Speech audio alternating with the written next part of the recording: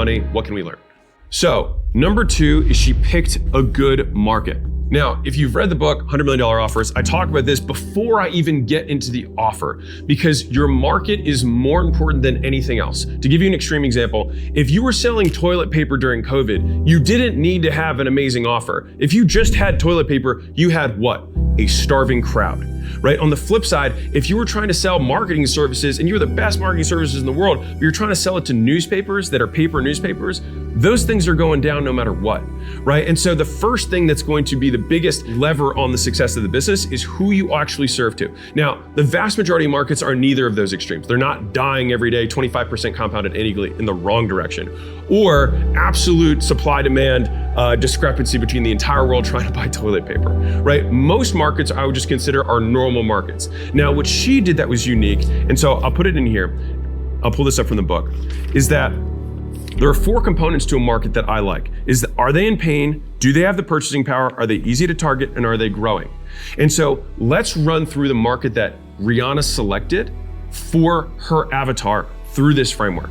So first and foremost, were they in pain? The answer is yes. And she actually followed a rule that I really love when it comes to product, is that you want to have lived with the pain of what you're solving, typically for a long period of time. Now, Rihanna's she comes from mixed ethnicity, she has mixed parents, she has a very diverse background, and I think as a result of that, she also has a very diverse audience. And so one of the issues that she found is that lingerie and undergarments, the nude colors were not actually matching the vast majority of skin tones. So they had one nude, but it didn't match basically anyone. And so she had a novel idea, which is number 1, is that she offered 40 different shades of nude underwear. And so to quote her, she said, there needs to be something for a dark-skinned girl, there needs to be something for a really pale girl, and there needs to be something in between, right? And so that became the foundation of Savage X Fenty's entire business model.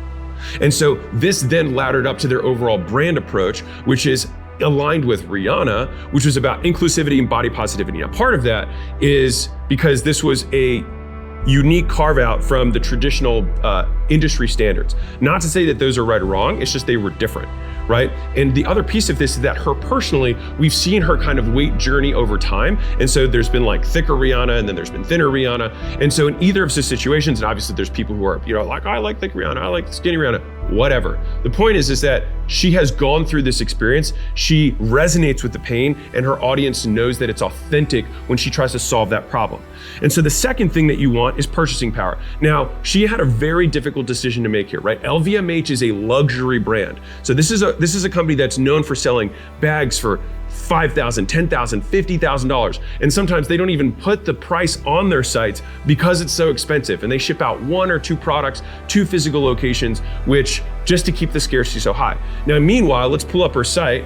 Let's see if we can make sure that we don't get banned from YouTube for for softcore. Look at the prices on these. These are super reasonable prices, $5 for G-strings. Actually, I'm not really a purchaser of G-strings, but I imagine that's not super expensive. $25, 2 for 30, $5 accessories, $10 bras, $15 sports styles, $20 lounge styles, $3 underwear, right? So there's a lot of very affordable stuff on her site. And so for that, what she saw for the purchasing power for a very large audience was she just made it affordable, right? And I think that was a good brand move for her, given her upbringing, where she came from, and kind of like, I think it was on brand. It was the right move for her. So first off, did she have pain? Yes, and she lived with that pain, and she knew her audience did too, so she made the 40 colors. Next is, did she make it priced so that the vast majority of her audience could buy it? Yes. Her audience was everyone, so she had to make it affordable for everyone. Now, the next thing is, was it easy to find? Now, this is one of the big things that she brought to the table with her distribution. She was able to overnight have the world find out about this brand, which is an advantage that most people don't have. And so she just did a casual overnight 20-year career to build her brand. So yeah, it was overnight, naturally. But she was able to easily find the audience because she already had them within her community.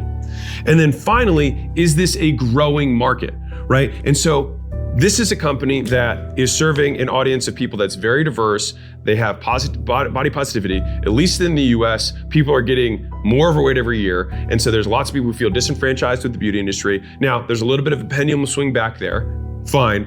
But by and large, I think that we can just look at the projected value of her market segment, and it's growing at a 5% CAGR, right? Which is basically compounded annual growth rate. And so she has a lot of market to go after, and the market itself is growing. Because she's a smart businesswoman, lingerie is maybe an $80 billion market, right? At least in 2025, or projected to be. But activewear is just under 600 billion, all right? And that has a 23% annualized growth rate, compounded. All right, so this thing, so at 23.5%, just to give you context, that's doubling every 4-ish years. All right, very fast. So that means that if you stayed in the same exact percentage of the market that you have, that means that your company would double automatically in that same period of time. And so this shows the advantage of having a tailwind versus a headwind. Just keeping up with the growth of